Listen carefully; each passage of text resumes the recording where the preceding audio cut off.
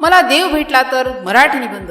जीवनात प्रत्येक माणसाच्या मनात कधी ना कधी देवाबद्दल कुतूहल निर्माण झाले असते. तो कसा दिसतो, तो कोठे राहतो, तो आपल्याशी कसा बोलतो, अशा अनेक प्रश्नांची उत्तरे मिळवण्याची इच्छा प्रत्येकाच्या मनात असते. जर एकदा मला देव भेटला तर मी त्यांना काय विचारेन, काय मागणी करेल आणि त्या भेटीतून मला काय शिकायला मिळेल, यावर माझे मन अनेकदा विचार करते. जर मला देव भेटले तर सर्वप्रथम मी त्यांना एक नम्र प्रणाम करेल. माझ्या मनात भीती असेल तर आदर आणि कृतज्ञता असेल, कारण अशी एक अलौकिक भेट कोणालाच लाभत नाही. मग मी त्यांना माझ्या मनातील सगळे प्रश्न विचारेन. पहिला प्रश्न, हे प्रभू, जगात इतके दुःख, इतकी ओळख, इतका अन्याय का आहे? तुम्ही सर्वशक्तिमान आहात, तर हे सर्व दूर का करत नाही? हा प्रश्न मी विचारल्याशिवाय राहणार नाही. देव कदाचित हसून उत्तर देईल, मुला, जगात दुःख नसेल तर सुखाची किंमत कशावरून ओळखली जाईल?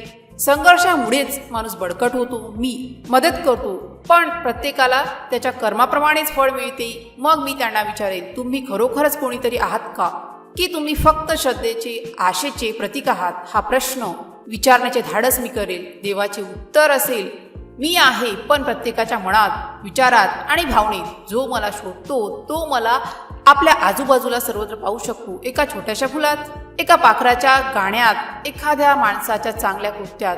त्यानंतर मी माझी वैयक्तिक मागणी करण्याऐवजी जगासाठी काहीतरी मागणी करेल. मी विचारेल, हे स्वामी, कृपया सर्वांना शांतता द्या, लोकांमध्ये प्रेम, एकता आणि दया निर्माण करा. भूक, दारिद्र्य आणि रोग यापासून मानवजातीला मुक्त करा. देव म्हणतील, हे सर्व मी करू शकतो, पण ते माणसाच्या सहकार्याशिवाय शक्य नाही. म्हणून मी तुम्हाला सर्वांना बुद्धी, क्षमता आणि शक्ती दिली आहे. तुम्ही एकमेकांची मदत करा तर हे सर्व शक्य आहे. माझ्या शेवटच्या क्षणी मी देवांना माझ्यासाठी काहीच मागणार नाही, कारण त्यांची ही भेटच सर्वात मोठी देणगी असेल. मी फक्त त्यांचे आभार मानेन की त्यांनी मला ही संधी दिली आणि माझ्या मनातील शंकांचे निरसन केले. मी त्यांना विचारेन, मी तुमच्या जवळ कसा राहू? देव म्हणतील, प्रेमाने, सेवेने आणि सदकर्माने राहा. कोणत्याही धर्माचा, जातीचा, पंथाचा माणूस असला तरी त्याच्यात मला पहा, कारण मी सर्व ठिकाणी आहे. अशी देवाची भेट झाली तर माझे आयुष्यच बदलून जाईल. माझ्या मनातील सगळी भीती, संशय, ईर्ष्या, द्वेष या साऱ्यांचा नाश होईल.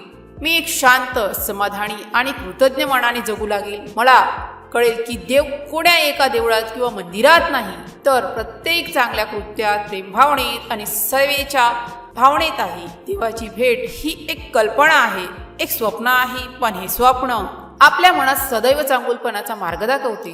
देवाला भेटण्यासाठी मंदिरात जाण्याची गरज नाही, तर आपल्या अंतःकरणात त्यांना शोधण्याची गरज आहे. जर आपण प्रेमाने वागू, दुसऱ्याची मदत करू आणि सदकर्म करू, तर देव आपल्याला नक्कीच भेटतात. कदाचित ते दिसून येणार नाही, पण त्यांचा आशीर्वाद आपल्या जीवनात अवश्य येतो. त्यामुळे मला देव भेटला तर या विचारापेक्षा मी देवाला आजच आणि आता कसे भेटू या विचाराने आपले आयुष्य जगूया, कारण देव म्हणजे प्रेम आणि प्रेम म्हणजे देव. जर या पोस्टशी संबंधित काही गोंधळ असेल किंवा आपल्याला अशा कोणत्याही विषयाची माहिती हवी असेल तर कृपया खालील दिलेल्या कमेंट बॉक्सद्वारे आपले प्रश्न आम्हाला विचारू शकता. या पोस्टशी संबंधित आणखीन काही प्रश्न असतील, आपण आम्हाला ते देखील सांगू शकता की आम्ही त्या समस्या नक्कीच सोडवू.